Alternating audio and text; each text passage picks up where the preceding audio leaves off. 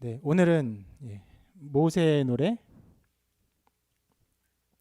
우리의 노래라는 제목으로 우리 말씀을 나누도록 하겠습니다. 자, 오늘 말씀의 1절에 이렇게 기록하며 시작하죠. 이때 모세와 이스라엘 자손이 이 노래로 여호와께 노래하니 일러스되, 이렇게 하면서 홍해 바다를 건넌 후에 모세와 백성들이 함께 노래했던 긴 노랫말을 기록하고 있습니다. 노래는 참 특별한 매체예요. 사람의 감정을 크게 고양시키고 확대시킵니다. 어떤 상황에 대해서 그냥 글로 적은 것하고 그것을 노래로 부르는 것은 꽤 많은 차이가 있죠. 노래로 했을 때 사람들은 똑같은 이야기를 다시 반복해도 좋고, 또 반복하면서 그 당시의 감정과 느낌, 그 노래에 담긴 어떤 정서들을 다시금 향유합니다. 그래서 즐거워하죠. 자, 여러분 이 가사를 한번 볼게요.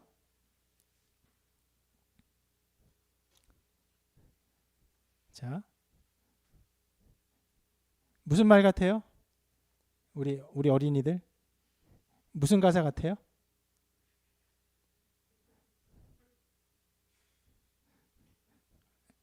무슨 의미 같아요? 의미를 잘 모르겠어요? 알겠어요? 별 의미 없죠. 그냥 몰래 주변에 이렇게 서성거리다 울었다 하는데, 여러분 이 노랫말을 봤을 때 그냥 서성거리다 울었다 이렇게 느끼지 않죠. 제가 좋아하는 노래인데 함부로 부르진 않겠습니다.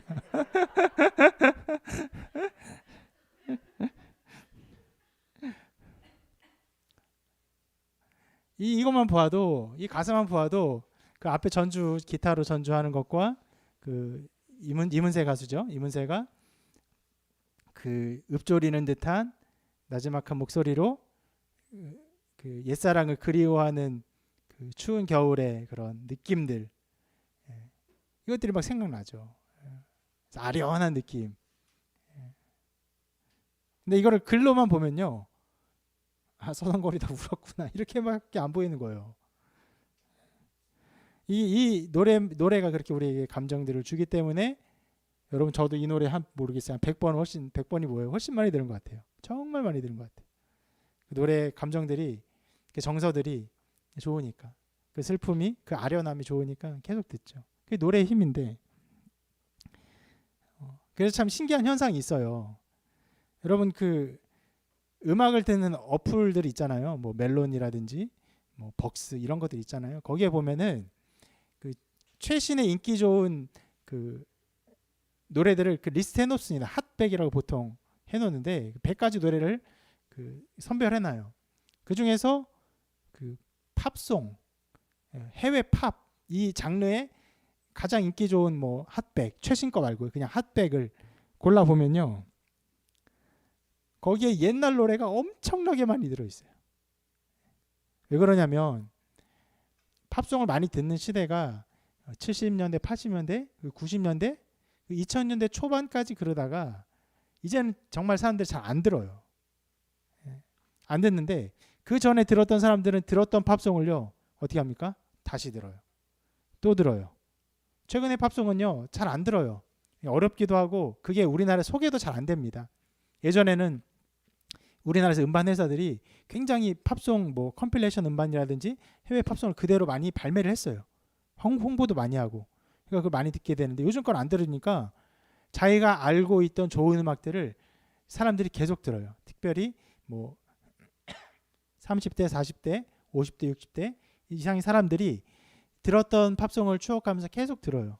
그래서 그 가장 인기 좋은 100가지 음악에 아주 옛날 노래가 꽉 들어차 있어요. 그만큼 사람들은요, 노래말에 담긴 그 감정들, 거기에 담겨 있는 정서들, 그것을 뭘 통해서 되새기죠? 노래를 통해서. 가사만 보는 경우 별로 없어요. 노래를 통해서 되새기는 일을 합니다. 그만큼 사람들은요 노래를 자주 반복해서 듣습니다. 오늘 기록된 이것도요, 노래예요.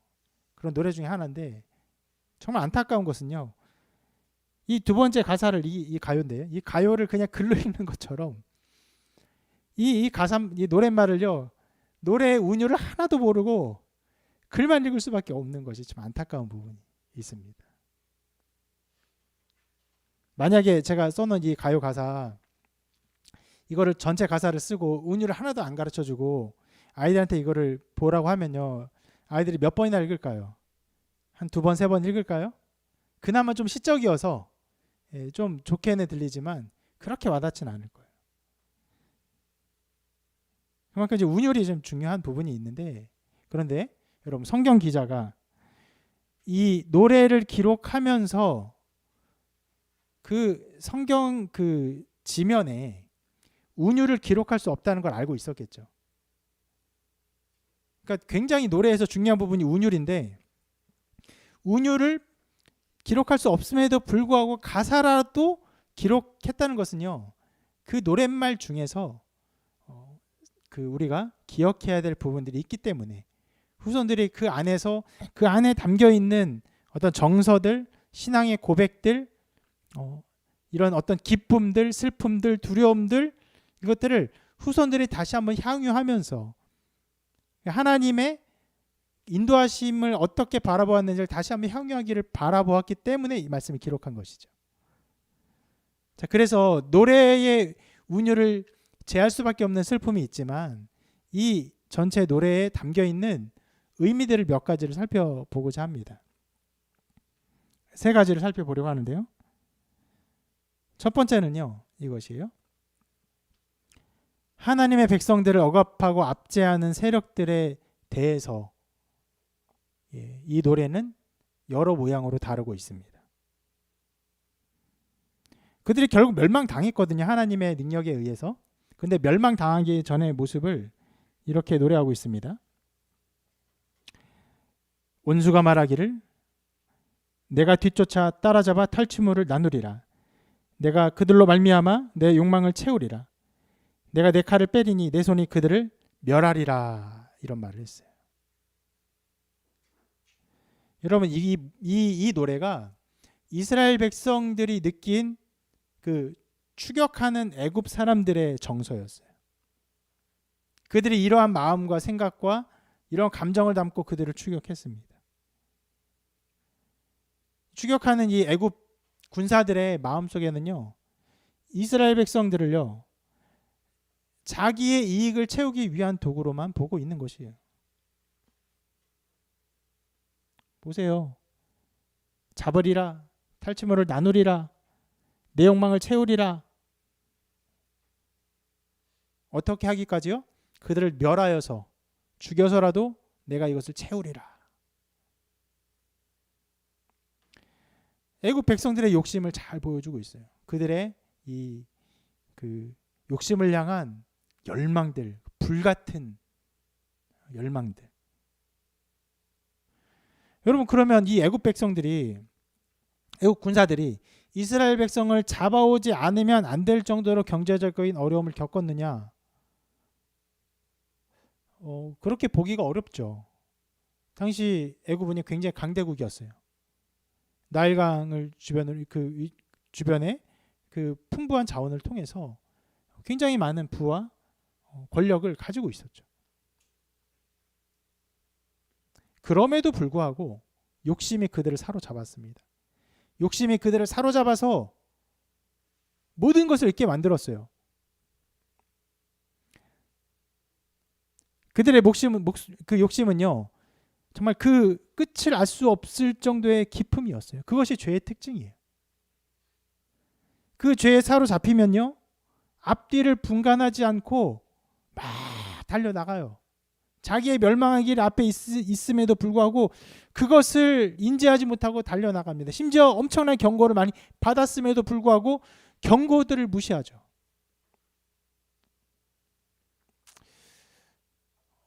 여러분, 최근에 우리나라에 일어난 여러 가지 사건들 보면 다 이 욕심이에요. 욕심이 그들을 가득 채우고 있어요. 최근에 신도시가 발표되고, LH 주택공사죠.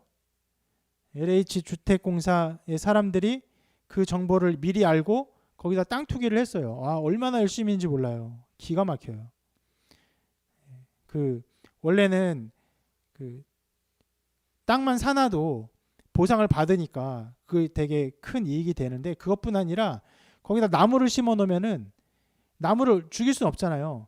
나무를 이전시켜 줘야 돼요. 그럼 이전시키니까 이전 비용을 뽑고 심고 하니까 2배로 보상을 해줘야 돼요. 그러니까 나무를 심었대요. 어디서 듣도 보도 하지 못한 굉장히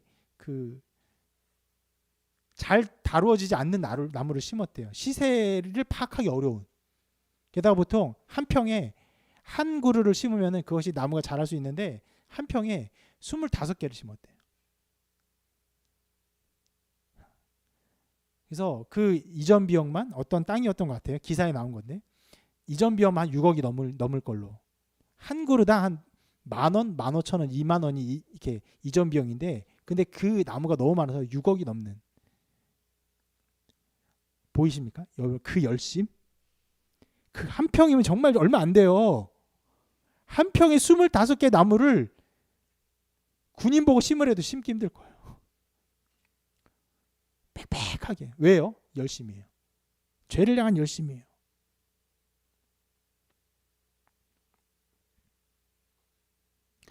또 최근에 벌어지는 게임계의 이슈들이 있습니다. 게임계에서 확률형 아이템을 확률을 공개해라, 이것이 입법이 예고되었고, 게임계에서는 엄청난 큰일로 벌어지고 있어요. 왜 이런 일들이 다뤄지냐? 돈을 많이 벌었는데 게임 회사가 정말 돈을 너무너무 많이 벌고 싶어가지고 아이템을 말도 안 되는 확률로 막 파는 거예요. 그래도 계속 팔리니까 계속 그렇게 소비자를 속이는 것, 기만하는 것 같은 행동을 하는 것이에요. 저는 아시다시피 게임계에 있었던 사람이에요. 그런 열망이 싫어서 나왔어요. 그것이 한국 게임의 미래를 너무 잘 보여주고 있어서, 그런 악함 속에서 나의 인생을 담고 나의 인생을 10년, 20년, 30년을 소비하고 싶지가 않았어요. 그러니까 말도 안 되는 일이 벌어지죠. 게임을 하는데 게임에서 조금 재밌게 하고 인정받고 하려면 아이템을 사야 되는데 최소한 1억은 사야. 산 사람이 많아요. 여러분, 그걸 산 사람이 많은 만큼 우리나라가 부자라는 것도 우리가 알 수 있지만, 여러분, 게임을 즐기는데 그렇게 막 몇 천만 원, 1억씩, 2억씩 돈을 들이는 게 과연 정말 정상적인 게임입니까? 왜 그렇게 합니까? 욕심 때문에 그래요. 욕심 때문에 말도 안 되는 현상들이 벌어지는 거예요. 여러분, 반타블랙이라는 색을 아세요? 반타블랙? 검은색인데, 보통 검은색이 왜 검은색이냐면은 빛을 이제 흡수해서 검은색이 되는 것인데, 반타블랙은 빛의 흡수가 굉장히 많이 돼서 검은색이 있다라는 느낌보다는 그것이 되게 빈 공간처럼 느껴질 정도의 색을 보여주는 게 반타블랙이에요. 한번 샘플 한번 갖고 왔는데, 이거예요. 약간의 주름은 보이는데, 그러니까 반타블랙을 사진으로 찍어 갖고 온 거예요. 여러분, 좀 검은색이 아니라 그냥 어떤 느낌? 심연 같지 않아요? 뚫려 있는 느낌? 이 반타블랙 가지고 조각을 한번 보여줄게요. 2개를 똑같이 조각한 거예요. 오른쪽 보면 이 조각이 그대로 있어요. 근데 여러분, 그 윤곽이 보입니까? 안 보이죠. 빛을 완전히 흡수해서 뭔가 있는 게 아니라 이렇게 그 빛을 모르는 그 기품을 보는 것 같은 느낌을 보게 되는데, 제가 왜 이 색을 보여주냐? 인간의 죄의 욕심을 보는 것 같아요. 어떤 것도 이렇게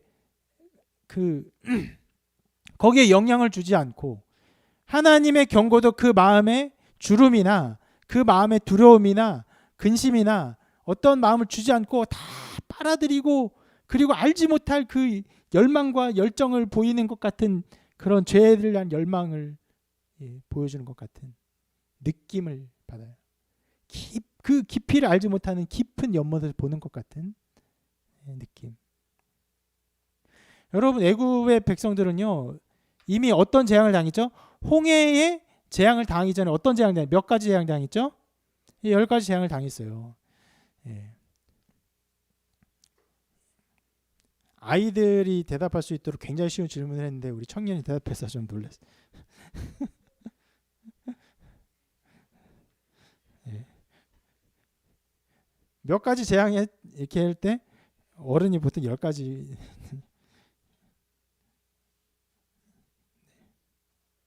근데 여러분, 그 10가지 재앙이 그들에게 충격이었을 거예요. 놀라운 일이었을 거예요. 그러니까 이스라엘 백성을 내쫓았죠. 그런데도 불구하고 그 일들이 그들의 마음에 주름을 주지 못했어요. 그들의 마음에 두려움을 온전히 심지 못했어요. 다시금 이스라엘 백성이 홍해 앞에서 막다른 길에 몰린 것 같다는 소식을 알고는 그들을 다시 잡아와야겠다는 욕심이 일어났어요. 그리고는 그들을 죽이고 탈취하고 다시금 자들의 종으로 삼겠다는 열망이, 이 끝을 알지 못하는 욕심과 같은 일들이 그들을 완전히 사로잡았어요. 모르겠어요. 느낌이지만 이스라엘 백성이 애굽의 군사들을 보는 게 저런 사람의 얼굴을 보는 것 같은 느낌이 아니라 이런 그 깊이를 알 수 없는 죄의 열망들, 흉폭한 어떤 괴수들을 보는 것 같은 느낌이 아니었을까.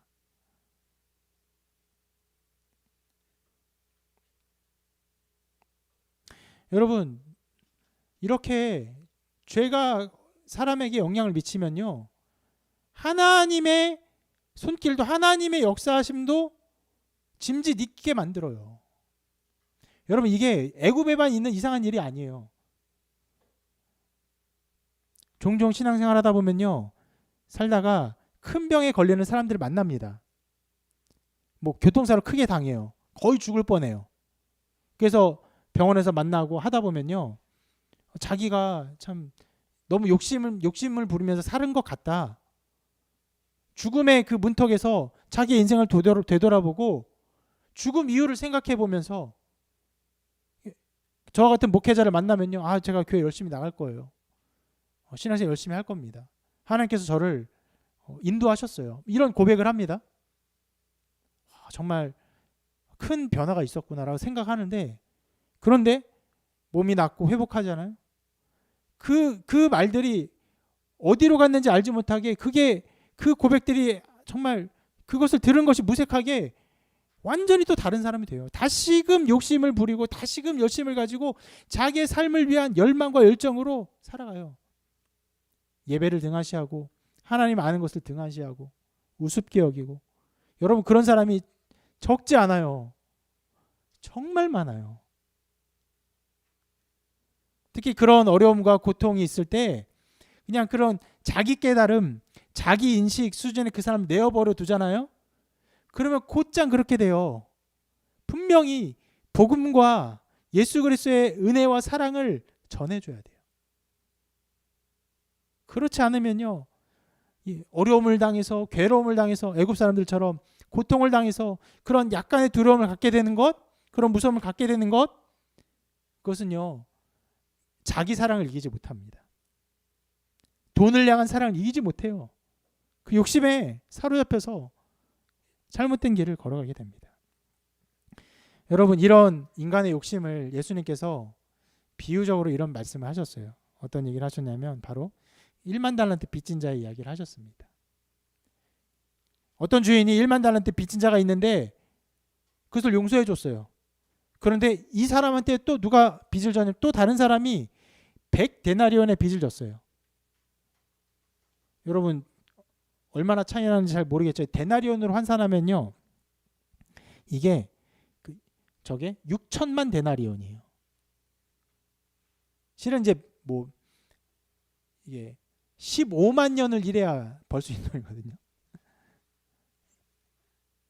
조금 쉽게 말하면요, 내가 6천만 원을 빚졌어요. 그걸 누가 갚아줬는데 나한테 100원을 안 갚는다고 그 사람을 막 때리고 억압하는 거예요. 이런 말도 안 되는 일이 어디 있습니까? 6천만 원의 빚을 탕감해 줬는데 100원 안 갚는다고. 왜 그래요? 왜 이래요? 욕심이에요.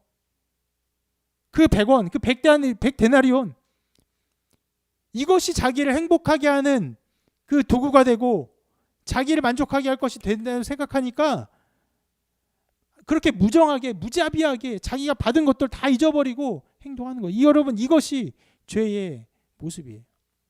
이스라엘 백성을 쫓은 애굽 사람들의 모습입니다. 그리고 애굽을 쫓은 이스라엘을 쫓은 애굽 백성들, 애굽의 군사들을 묘사하는 모습, 그 구절이 또 다른 구절에서 이렇게 묘사하고 있는데요. 4절에서 이렇게 말합니다. 그가 바로의 병거와 그의 군대를 바다에 던지시니, 하나님께서 이렇게 하셨다는 거죠. 뒤에 보면 이렇게 말합니다. 최고의 지휘관들이 홍해에 잠겼고. 여러분, 그들의 모습이 이것이에요. 최고의 지휘관들이었어요. 그들은요, 그냥 일개 군사 중에 한 명이 아니라 그 당시에 이름난 사람들이었어요. 그 이름만 말하면 알 수 있는 유명한 장수들이었어요. 일반인들은 도저히 범접할 수 없는 용기, 용맹함, 그리고 어떤 그 육체적인 단단함, 힘, 그리고 싸움의 기술들, 지도력, 통솔력, 자기 절제, 이런 것들이 완전히 갖추어진 유명한 장수들이었어요. 여러분, 그런 사람들이 군인도 아닌 이스라엘 백성을 쫓아올 때 이스라엘 백성이 얼마나 무서웠을까요?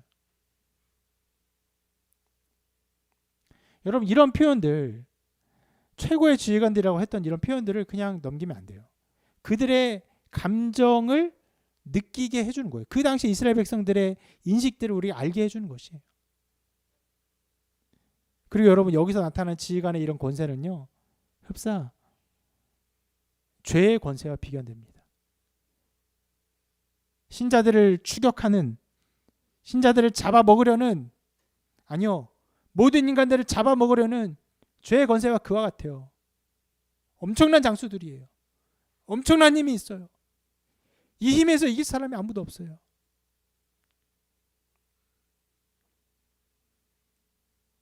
이 권세에 모든 사람이 추풍낙엽처럼 넘어지고 쓰러져요. 멸망해요.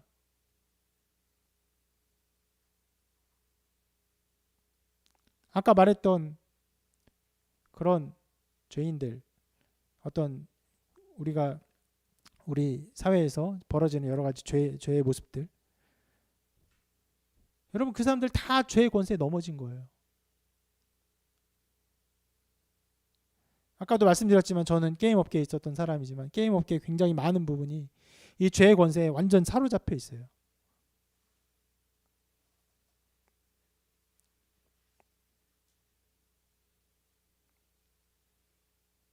여러분, 그러면 자, 그들, 이런 권세자들이 과연 결국 어떻게 됐습니까? 예, 모든 노래에서 이들이 멸망했다는 것을 여러 면으로 노래하고 있어요. 다양하게 말합니다. 이들의 권세는 이렇게 큰데요, 권세에 대해서는 이렇게 말하고 있는데 그들의 멸망에 대해서는 더 많은 노래로 노래하고 있어요. 보면 이렇게 말합니다. 1절에서 이렇게 노래해요. 말과 그 탄자를 바다에 던지셨음이로다. 4절에서 이렇게 말해요.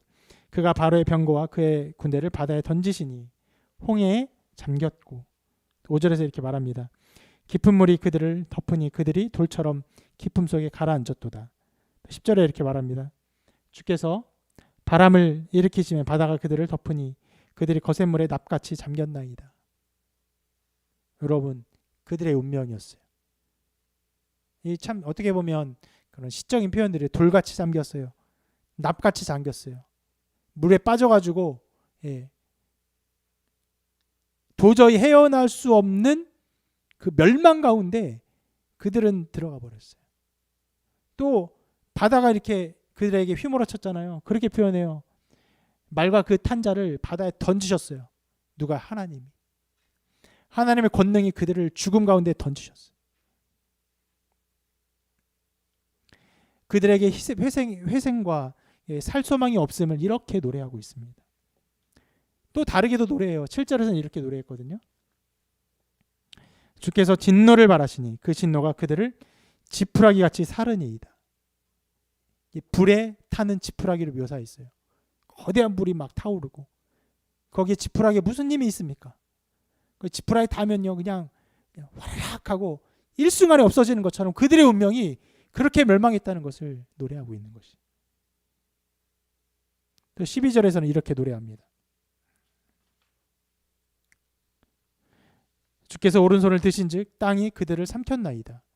실제로 그들은 땅 속에 묻힌 건 아니죠. 물 속에 수장되었어요. 물에 빠져 죽었습니다. 그런데 이런 시적인 표현을 해요. 뭐예요? 땅 밑에 그 죽음이라고 여겨지는 그 지하세계라고 여겨지는 죽음 그 무덤 속으로 완전히 그들이 사로잡혔어요. 땅이 그들을 그 죽음을 상징하는 땅이 그들을 적극적으로 삼켰어요. 여러분 이렇게 여러 모양으로 그 강대한 권세가 하나님의 백성을 죽이려는 거대한 권세들이 완전히 죽고 멸망되고 사로잡히고 그 묻혔음을 이 노래는 드러내고 있어요. 아까 말했죠, 여러분. 그들이 가지고 있는 그 욕심이 바로 죄의 욕심이고 그들이 가지고 있는 권세가 죄의 권세와도 같은 것인데 이 노래가 궁극적으로 우리에게 보여주는 것이 죄의 권세가 이렇게 멸망했다는 것이에요. 무엇으로 멸망했습니까? 예수 그리스도의 죽음과 부활로 이 모든 죄의 권세가 완전히 사로잡히고 완전히 그 힘을 잃었음을 노래하고 있는 것이에요. 예수님은 부활의 첫 열매가 되셨습니다. 우리의 부활의 첫 열매가 되셨어요. 그럼 무슨 얘기입니까? 첫 열매는요, 모든 사람이 그 이후로도 열매가 맺어질 것을 말하는 거예요. 포도나무의 가지예요. 우리가 거기에 열매를 맺는 것처럼 첫 열매가 예수님으로부터 맺어졌으니 어떤 열매로? 부활의 열매로 맺어졌으니 우리 모든 가지도 동일하게 부활의 열매를 맺어질 것을 말하는 것이에요. 사망은요 우리에게 힘을 쓸 수 없어요. 죄의 권세 우리를 정복할 수가 없어요. 물론 여러분 죄가요 사람들에게 또 신자들에게 다가올 때는요 능히 그들을 죽일 것 같은 권세를 가지고 능히 그들을 해치려는 어떤 힘을 가지고 그런 의도를 가지고 오는 것처럼 와요. 그러나 여러분 신자에게 일어난 일은 이것입니다. 그 모든 죄의 권세들이 멸망했어요. 사로잡혀 죽었음을 우리가 기억해야 됩니다. 여러분 이렇게 멸망된 죄의 권세들이 있기 때문에 그것이 이스라엘 백성의 큰 기쁨이 되었죠. 그래서 이스라엘 백성의 기쁨과 환희의 고백들이 이 노래에 담긴 두 번째 주요한 사상들입니다. 기쁨에 찬 이스라엘 백성. 이것이 이 노래에서 우리가 살펴볼 두 번째 내용입니다. 자, 1절에서 이렇게 말합니다. 내가 여호와를 찬송하리니 그는 높고 영화로우시며 말과 그 탄 자를 바다에 던지셨음 이로다. 내가 여호와를 찬송하리니. 여러분 여기에 담겨 있는 그리고 긴 노래에 담겨 있는 그 노래자 모세와 백성들의 심령과 영혼을 우리가 기억해야 됩니다. 이것을 찬송해라 해서 하는 게 아니라요. 찬송이 터져 나오는 것이에요. 하나님의 크신 위엄을 볼 때 찬송이 막 이렇게 나오지 않을 수 없는 배어 나오는 거예요. 폭발하는 거예요. 이 안에는요 터져 나오는 기쁨과 감격이 서려져 있습니다. 하나님의 보신 능력은요 그런 열매를 맺어요. 이 기쁨의 열매를 맺습니다. 입에서 하나님을 즐거워하게 해요.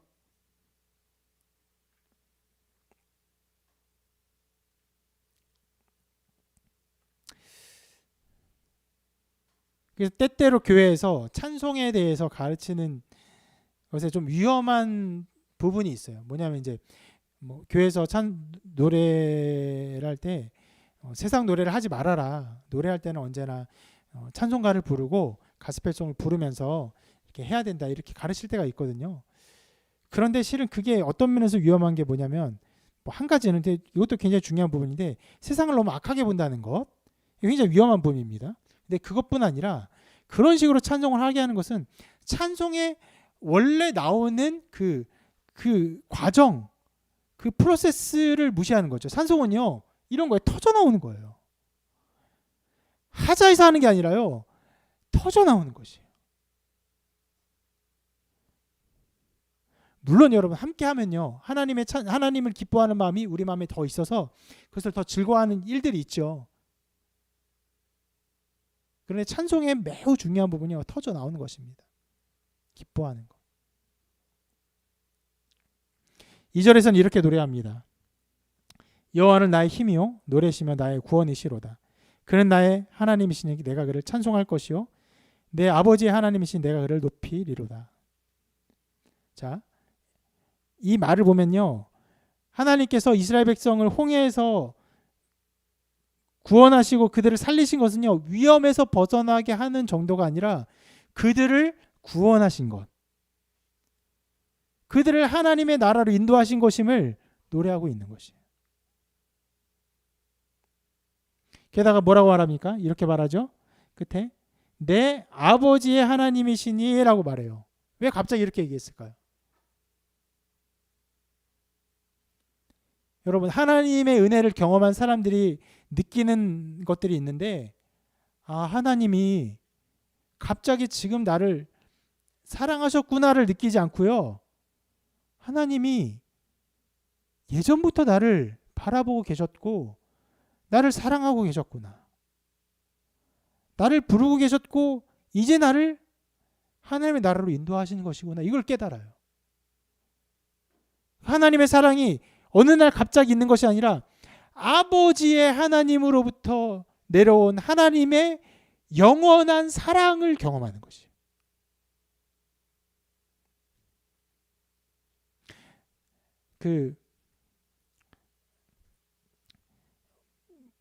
어디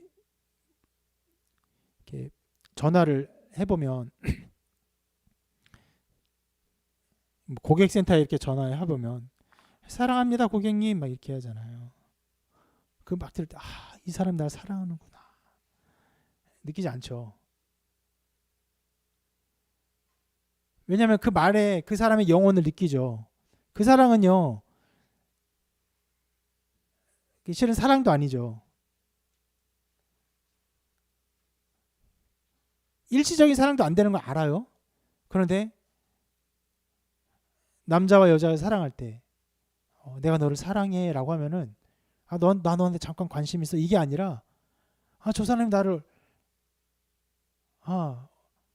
한참 전부터 나를 보아왔구나, 나를 그 자기의 인생과 결부시키기를 원하는구나, 이런 걸 경험한다는 거예요. 하나님의 사랑을 느낄 때 바로 동일한 것이죠. 지금 잠깐 나를 이 감정과 어떤 신앙의 어떤 고향 속에 젖어들게 하는 정도가 아니라 하나님이 태초부터 나를 사랑하시는구나, 나를 작정하셨구나. 심지어 여러분 그렇게까지 여러분 그러한 고백을 하시는지 모르겠어요. 이 세상을 만드시고 이 인류 역사 이렇게 진행되어 오고 또 한국의 역사도 이렇게 진행되어 오고 그런 모든 역사 속에서 이제 복음을 듣게 하신 이 모든 일이 하나님의 계획 속에 있었던 것이구나. 지금 이때에 나를 구원하시는 하나님의 놀라운 계획이구나. 아니 인류 세계사 역사가 나를 위해서 됐다. 너무 나르시즘적인 고백 아니에요? 자가당착 아니에요? 근데 여러분 하나님의 사랑을 경험하면요, 하나님의 사랑 속에서 그런 말도 안 되는 일들에 대한 고백이 일어나죠.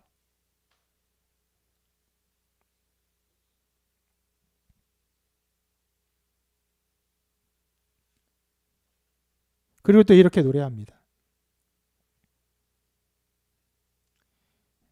주의 인자하심으로 주께서 구속하신 백성을 인도하시되 주의 힘으로 그들을 주의 거룩한 처소에 들어가게 하시나이다. 여러분 이것이 이 시의 어떤 서 다루는 중요한 신학적인 내용의 높은 부분을 보여주는 부분이에요. 단순히 위험에서 건진 것이 아니라 어디로 가니? 주의 거룩한 처소에 들어가게 하시는 것이 하나님의 일이라는 것을 깨달은 것이에요. 야, 우리가 살았다. 홍해에서 우리가 건너왔고 애굽의 군대들이 다 수장되었으니 우리가 살았다 만세. 이게 아니에요. 하나님이 우리를 하나님의 거룩한 처소로 인도하시는구나. 하나님의 그 구원의 손길을 우리에게 베푸신 것은 하나님의 거룩한 그 나라로 들어가게 하시는 하나님의 구원의 손길이구나를 보게 하는 것이에요.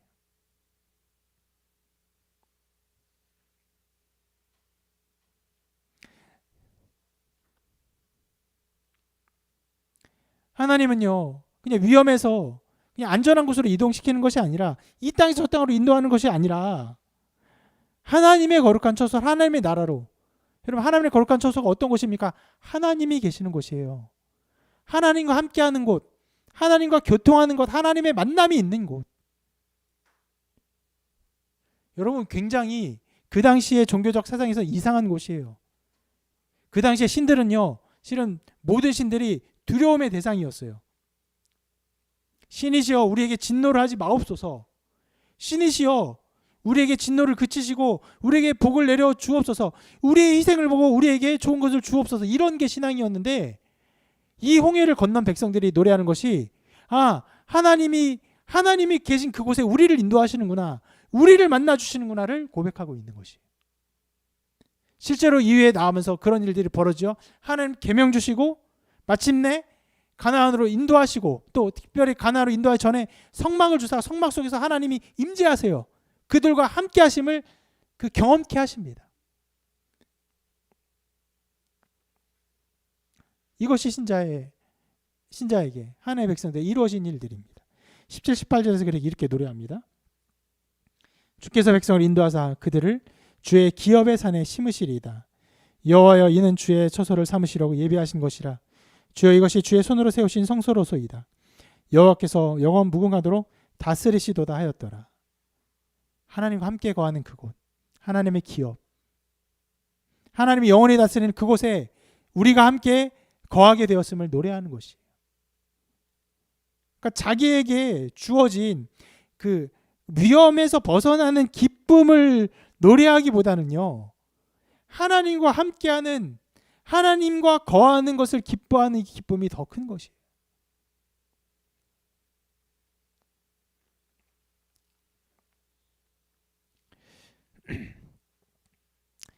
그리고 여러분, 이러한 구원을 노래하는 것은요, 하나님이 어떤 분이신 줄을 알았기 때문이죠.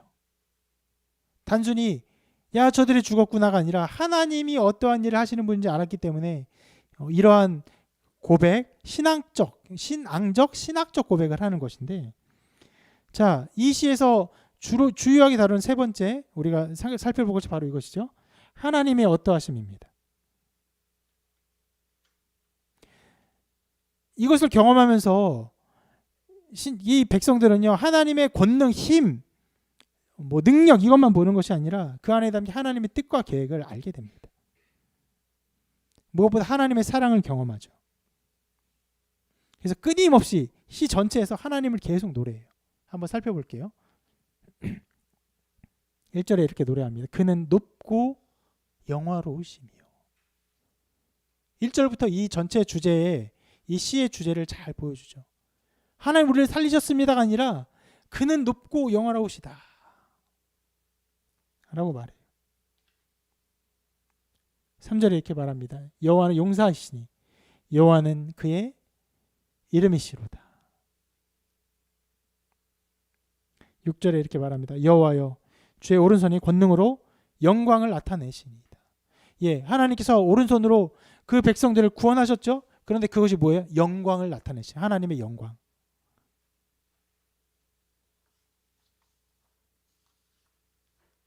11절에서 이렇게 노래합니다. 여호와여 신중에 주와 같은 자가 누구니이까? 주와 같이 거룩함으로 영광스러우며 찬송할 만한 위엄이 있으며 기이한 일을 행하는 자가 누구니이까?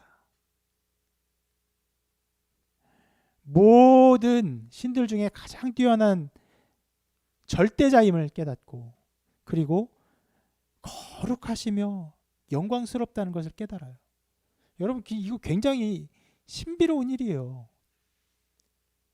홍해의 그 거대한 자연재해의 큰 능력 앞에서 무엇을 깨닫냐면 하나님의 영화로우심과 거룩하심을 깨닫는 거예요. 그래서 마지막에 18절 이렇게 말하죠. 여호와께서 영원 무궁하도록 다스리시도다.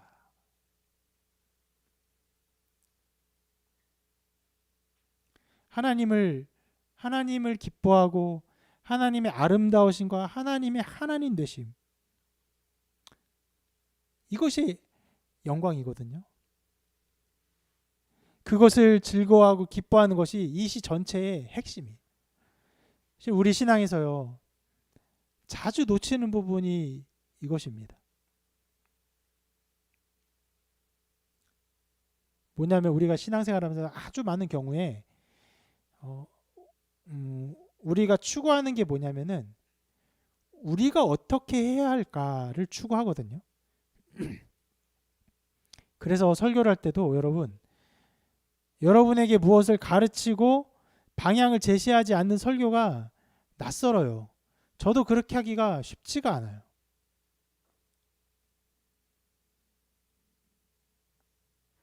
흡사 아름다운 꽃을 보면서 이 참 아름답습니다. 그래서 그 꽃의 향기를 맡고 아름다움을 보고 감탄하는 것에 만족하지 않고, 야, 이렇게 아름다우니까 우리가 꽃을 열심히 심읍시다. 꽃을 잘 갖고 와 합니다. 그러니까 이렇게만 얘기하는 일들이 많이 있는 거예요. 근데 그 아름다운 꽃의 가장 중요한 어떤 가치가 무엇입니까? 그 아름다움을 향유하는 것이죠. 야, 예쁘구나. 참 아름답구나. 너무너무 좋구나. 이 시편의 저자들이 이 모세의 노래에 남겨 있는 것처럼 이 노래에서 하나님을 기뻐하고 즐거워하고 찬양하는 것이 참으로 우리 신앙이 부족한 것을 보게 됩니다. 이 부족함이요, 실은요, 오늘 설교에도 잘 나와요. 이제 곧 설교가 끝나거든요. 이 부분에 대한 내용이 짧아요. 하나님의 아름다움을 노래하고 찬양하는 부분에 대한 이런 어떤 해설, 가르침, 이게 짧습니다. 이게 저의 부족함이기도 해요. 하나님 자체를 알고 하나님 자체를 기뻐하고 하나님의 아름다우심을 향유하는 것에 굉장히 연약해요. 여러분, 함께 우리가 하나님의 아름다움을 느끼고 그리고 그것을 즐거워하는 사람이 되기를 바랍니다. 특별히 이스라엘 백성 홍해 사건을 보고 그랬죠. 우리는 무엇을 보고 하나님의 크심과 아름다우심과 거룩하심을 찬양합니까? 바로 우리 예수님의 십자가의 죽으심과 부활이죠. 하나님 자신의 낮아지심과 모든 말씀과 우리의 모든 죄를 짊어지시고 고난을 당하시고 죽으신 것과 그리고 인류의 영원한 적과 영원한 두려움의 대상인 그 죽음에서 죽음을 깨고 나와 승리하신 예수 그리스도를 보면서 하나님의 사랑과 은혜와 권능과 아름다움과 영광과 거룩함을 우리를 향한 모든 손길을 찬양하고 기뻐해야 할 것입니다.